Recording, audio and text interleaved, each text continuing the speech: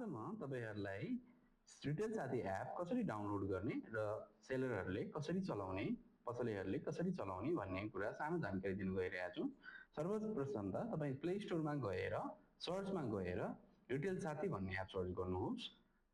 RETAIL SATHI भनेर हजुरले retail साथी नाम टाइप गर्दाखेरि हाम्रो एप आइपुग्छ।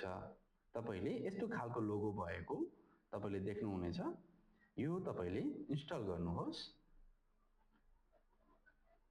तपाईको केही छोटो समयमा नै यो इन्स्टल हुन्छ र यो इन्स्टल भइसकेपछि यसलाई ओपन गर्नुहोस्।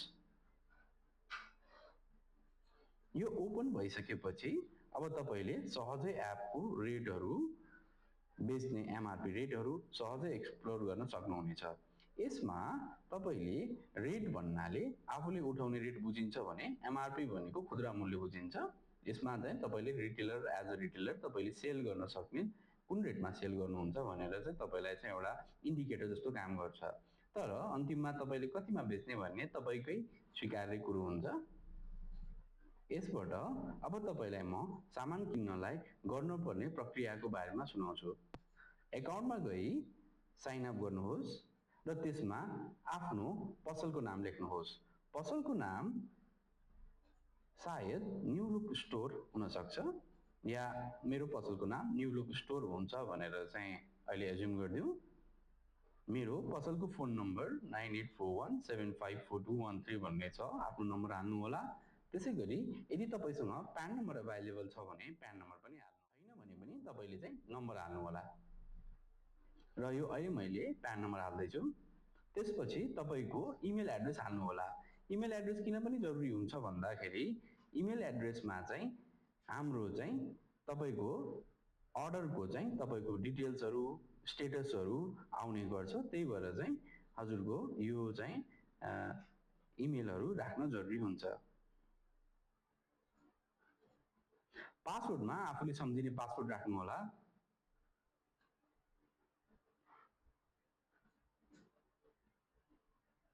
तपाईले यसरी पासवर्ड हेर्न पनि सक्नुहुन्छ र तपाईले इमेल या फोन नम्बर युज गरेर आफ्नो प्रोफाइल पनि क्रिएट गर्न सक्नुहुन्छ। तपाईले यसरी दर्ता गरिसकेपछि तपाईको चाहिँ सम्पूर्ण तपाईलाई एक्सेस हुन्छ। यहाँ तपाईलाई बल्क बिलिङको एक्सेस हुन्छ। तपाईले सामान हेर्न सक्नुहुनेछ। यो तपाईलाई लगइन गर्न पर्ने आवश्यकता त हुँदैन, तर तपाईले चाहिँ बल्क बिलिङ गर्दाखेरि अथवा तपाईले कार्ड बिलिङ गर्दाखेरि चाहिँ अब तपाईको लगइन भइसकेपछि चाहिँ सहजै तपाईले गर्न सक्नुहुनेछ।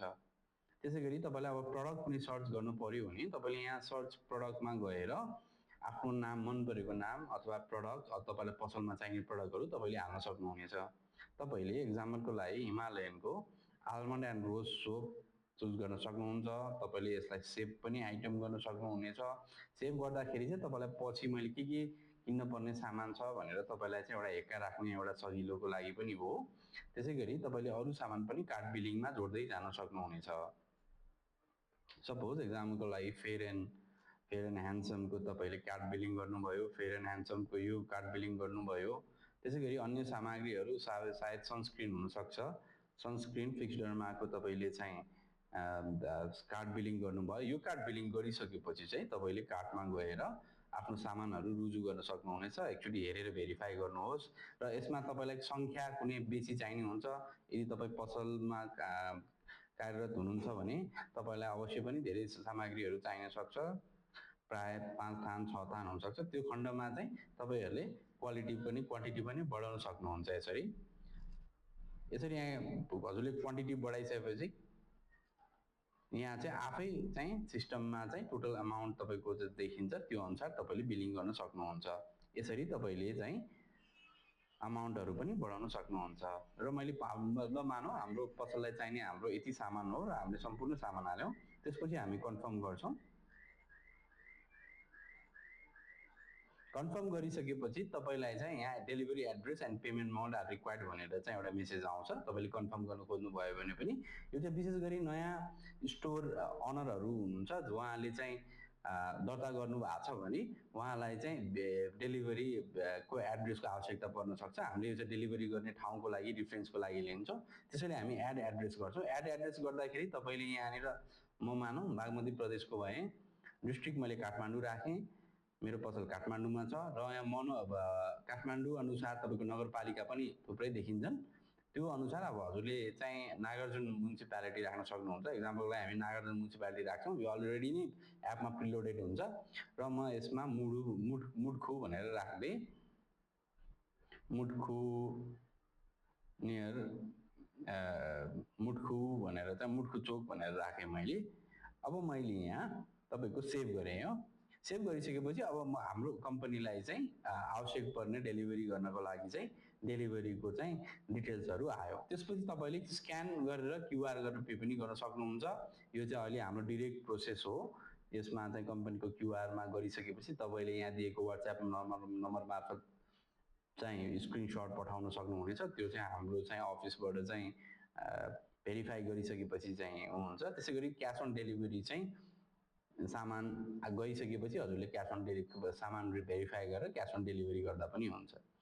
यहाँ तपाईँले टोटल अमाउन्ट देख्न सक्नुहुन्छ। एक्चुअली हामीले रुजु गरिसकेपछि त्यसपछि भेरिफाई गरेर कन्फर्म एन्ड प्लेस अर्डर गर्ने।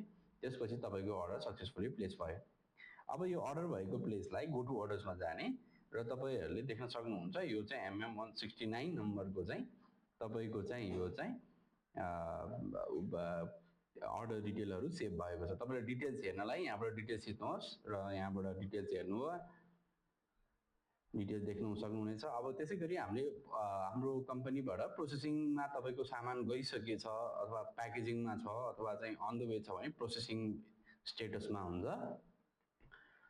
स्टेटसमा चाहिँ हजुरले चाहिँ प्रोसेसिङमा देख्नुहुन्छ र तपाईँको डेलिभर्ड भइसकेपछि डेलिभर्ड स्टेटसमा देख्नुहुन्छ।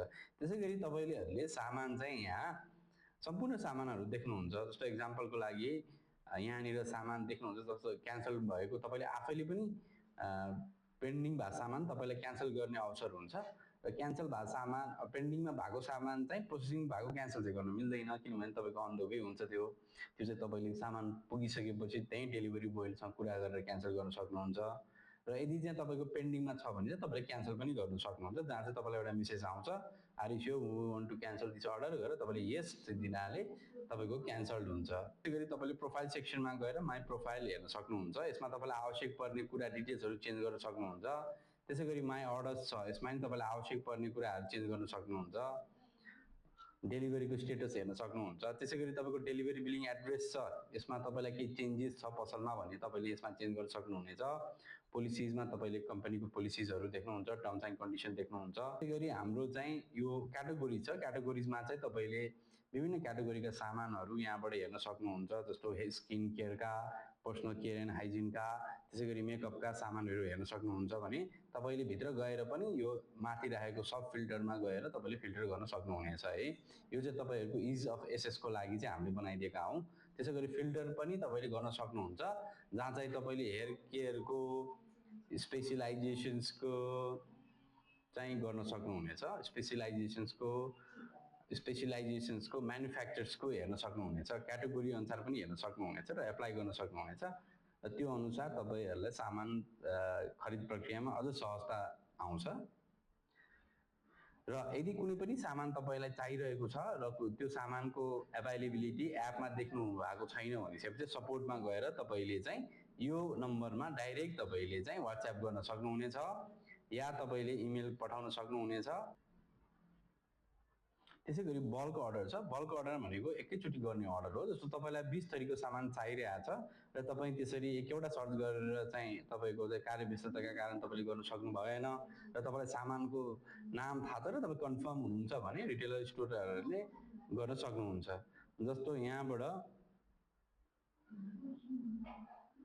यहाँबाट मैले 8 थान मगाएँ, तपाईँले टिक लगाइदिनुहोस्, फेरि अर्को नाम लेख्नुहोस्। मैले फेरि एक्नेजको यो मगाएँ, मैले 5 थान मगाएँ, फेरि गरिदिनुहोस्। फेरि मैले फिक्स डर्माको कुनै एउटा सामान मगाएँ, त्यसमा फेरि 12 थान मलाई चाहियो भने 12 थान तपाईँले गर्न सक्नुहुन्छ। त्यसै गरी तपाईँलाई सेटाफिलको कुनै एउटा चाहिरहेछ, 4 चाहिरहेछ भने यो एउटा गर्न सक्नुहुन्छ। र यो आइसकेको यसरी बल्क बिलिङमा तपाईँले पिओएस शैलीमा देख्न सक्नुहुनेछ र तपाईँले एमाउन्ट पनि देख्न सक्नुहुनेछ होइन। त्यसै गरी तपाईँले चाहिँ यो सामानहरू किन्न खरिद गर्न सक्नुहुन्छ र तपाईँलाई यो एडिट गर्नुपर्ने खण्डमा चाहिँ तपाईँले एडिट यसरी क्लिक गरेर गर्न सक्नुहुनेछ। यो यति सहज छ, तपाईँले पनि सहजै बुझ्नुहुन्छ है। यसरी चाहिँ तपाईँले सहजै आफ्नो चाहिँ एडिट गर्न सक्नुहुन्छ। अब तपाईँलाई यहाँनिर 5 को सँग 12 छ भने त्यो पनि गर्न सक्नुभयो। तपाईँले कन्फर्म गरिदिनु भयो भने अब तपाईँको 12वटा सामान यहाँ चाहिँ 1 2 3 4 चार थरीका सामान तपाईँले लेखेका क्वान्टिटीहरूमा चाहिँ कति पैसा परेको छ र एक्जाम्पलको लागि यहाँ 25,516 परेको छ, यसरी तपाईँले देख्न सक्नुहुनेछ। र यो अर्डरलाई तपाईँले कन्फर्म गर्नुभयो भने र पेमेन्ट मेथड कुन वेमा तपाईँले पेमेन्ट गर्नुहुन्छ, क्यास अन डेलिभरी या स्क्यान क्युआरमा तपाईँले हेर्न सक्नुहुनेछ।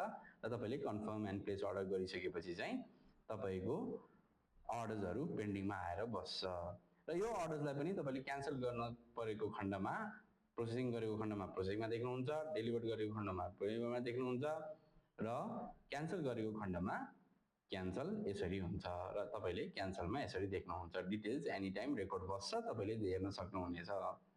तपाईँले यसबाट सहजै अर्डर गर्न सक्नुहुनेछ।